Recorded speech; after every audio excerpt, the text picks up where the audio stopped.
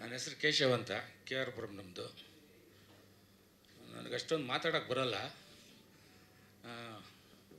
Media ಮಿತ್ರರಿಗೆಲ್ಲ ನಾನು ಏನು ಕೇಳ್ಕೊಳೋದಂದರೆ, ಎಲ್ಲರೂ ಸ್ವಲ್ಪ ಚೆನ್ನಾಗಿ ಪ್ರಮೋಷನ್ ಮಾಡಿ ನಮ್ಮ ಸಿನಿಮಾನ ಗೆಲ್ಸ್ಕೊಡಿ, ಇಷ್ಟೇ ಕೇಳೋದು ನಾವು. ನಮ್ಮ ವಿನೋದ್ ಸರ್ ಆ್ಯಕ್ಟಿಂಗ್ ಚೆನ್ನಾಗಿ ಇಷ್ಟ ಆಯಿತು ಸರ್. ನೋಡಿದ್ದೀನಿ ಸರ್, ತುಂಬ ಚೆನ್ನಾಗಿದೆ ಸರ್. ಜನ ನೋಡಿ ನಮ್ಗೆ ಆಶೀರ್ವಾದ ಮಾಡಬೇಕು ಸರ್. ಇಲ್ಲ ಸರ್ ಸರ್ ಮೇಕಿಂಗ್ ಅದೇ ಎಲ್ಲ ಕೂರಿಸಿದ್ರು ಸರ್.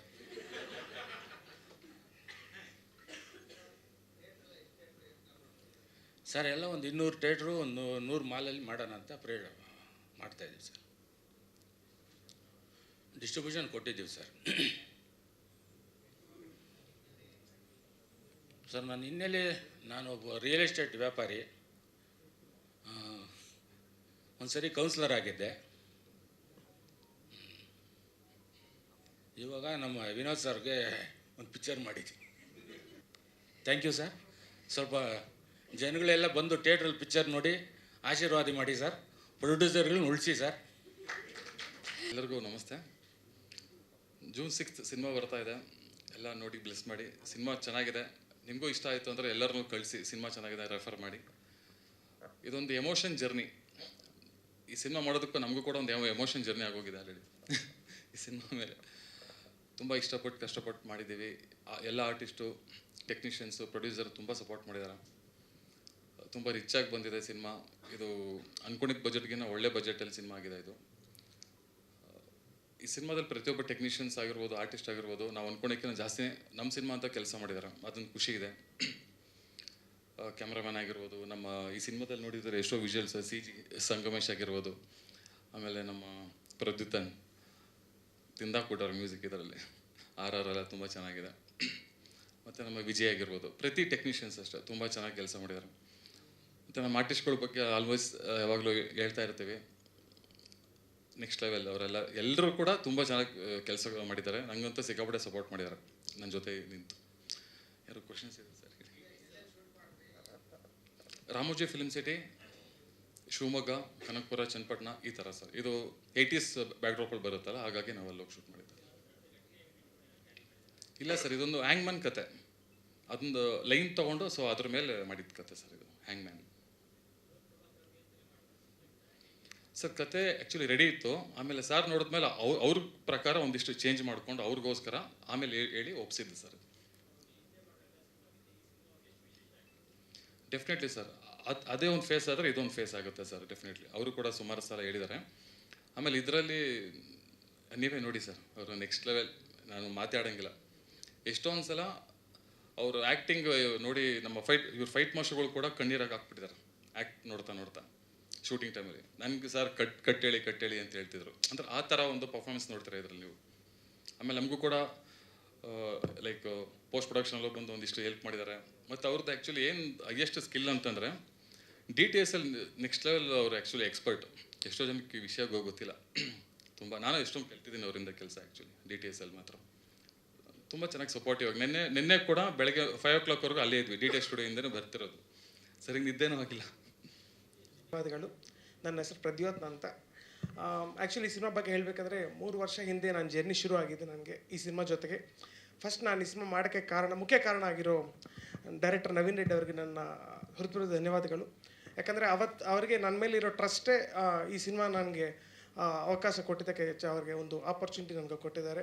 ಆ್ಯಂಡ್ ಮೇಯ್ನ್ ಅವರು ಏನು ನನ್ನ ನಂಬಿ ಒಂದು ಕಂಪೋಸಿಂಗ್ ಆಗಲಿ, ಇನ್ನೊಂದು ಸಾಂಗ್ಸ್ ಆಗಲಿ, BGM ಆಗಲಿ, ಬೀಟ್ ಸಾಂಗ್ಸ್ ಆಗಲಿ, ಏನೇ ಇದ್ರೂ ಕೂಡ ಅವ್ರಿಗಿರೋ ವಿಷನ್ ಪ್ರಕಾರ ನಾನು ಅದಕ್ಕೆ ತಕ್ಕಂಥ ಪ್ಲ್ಯಾನ್ ಮಾಡಿ ಎಲ್ಲ ಮಾಡಿದ್ವಿ.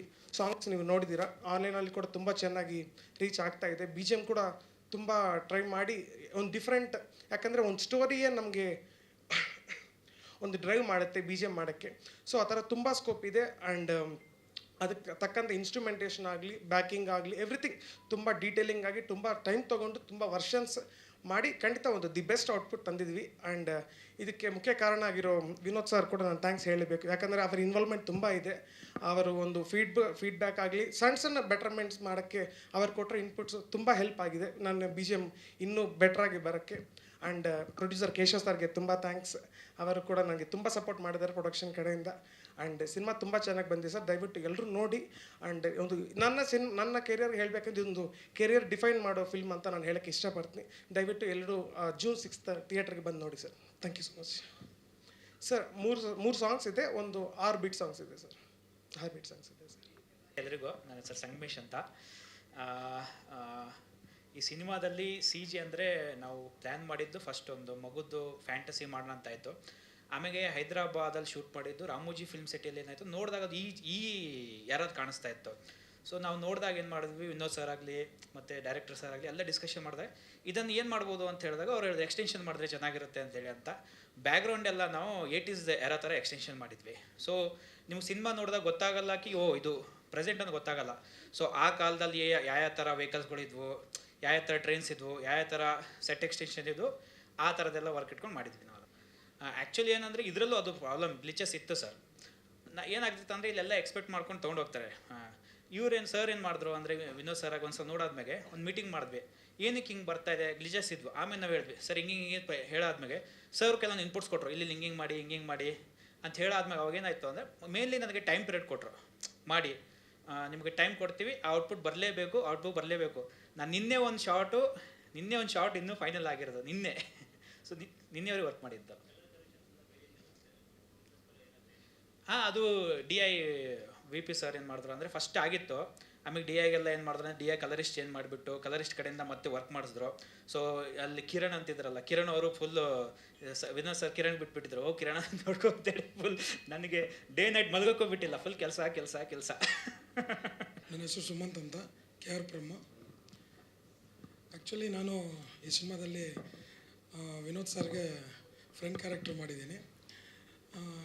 ಅವ್ರ ಜೊತೆ ಜರ್ನಿ ಮಾಡೋದು ತುಂಬ ಖುಷಿಯಾಗಿರುತ್ತೆ. ಯಾಕಂದರೆ ಅವರು ಏನೂ ಮಾತಾಡೋದಿಲ್ಲ, ಎಲ್ಲ ನಾನೇ ಮಾತಾಡ್ತಾ ಇರಬೇಕು ಸಿನಿಮಾದಲ್ಲಿ. ಹೌದು, ನಾನೇ ತುಳಿಯೋದು ಸರ್. ಅವರು ಬರೀ ಏನಿದ್ರು ಫೇಸ್ ಎಕ್ಸ್ಪ್ರೆಷನ್ ಸರ್. ಅಂದರೆ ಆ ಶಿವನಿಗೆ ಆ ನಂದಿ ಹೆಂಗೋ, ಇಲ್ಲಿ ಮಾದೇವನಿಗೆ ಈ ನಂದೀಶ ಹಂಗೆ ಅನ್ನೋದು.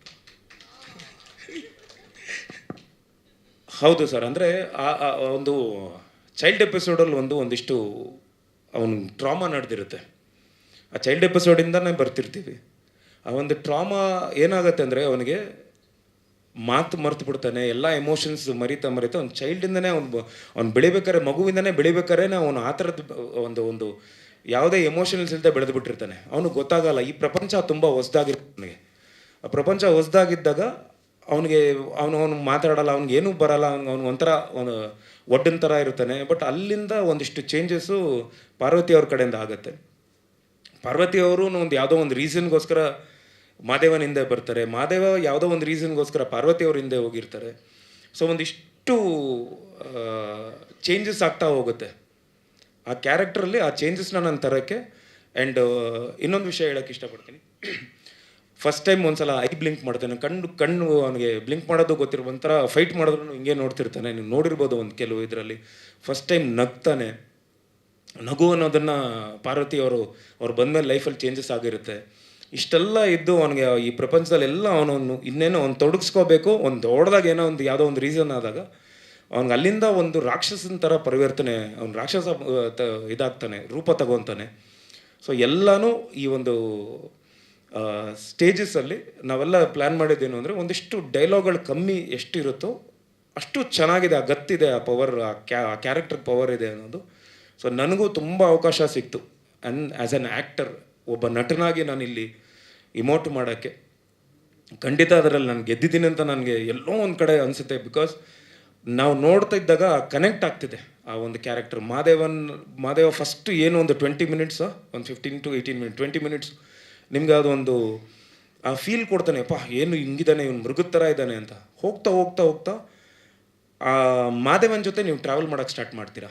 ಎಲ್ಲೋ ಒಂದು ಕಡೆ ಅವ್ನು ನಗ್ದಾಗ ನಾವು ನಗೋದು, ಅವನೆಲ್ಲೋ ಒಂದು ಕಡೆ ಪಾರ್ವತಿ ಕೆನ್ನೆನ ಒಂದು ನಾರ್ಮಲಾಗಿ ಗಿಂಡ್ದಾಗ ಆ್ಯಂಡ್ ನಮಗೂ ಒಂದು ಸ್ಮೈಲ್ ಬರುತ್ತೆ. ಸೊ ರಿಫ್ಲೆಕ್ಟ್ ಆಗ್ತಾ ಹೋಗುತ್ತೆ ಈ ಕ್ಯಾರೆಕ್ಟರ್. ಇಲ್ಲಿವರೆಗೂ ನನ್ನ ಕರಿಯರಲ್ಲಾಗಲಿ ಒಂದಿಷ್ಟು ಈ ಥರದ್ದು ಸಿನಿಮಾಗಳು ಬಂದಿಲ್ಲ, ನಾನು ಮಾಡಿಲ್ಲ. ಸೊ ಖಂಡಿತ ಇದೊಂದು ಎಮೋಷ್ನಲ್ ಫ್ಯಾಮಿಲಿ ಡ್ರಾಮಾ ಸಿನಿಮಾ ಆಗುತ್ತೆ ಅಂತ ನಾನು ನಂಬಿದ್ದೀನಿ ಸರ್.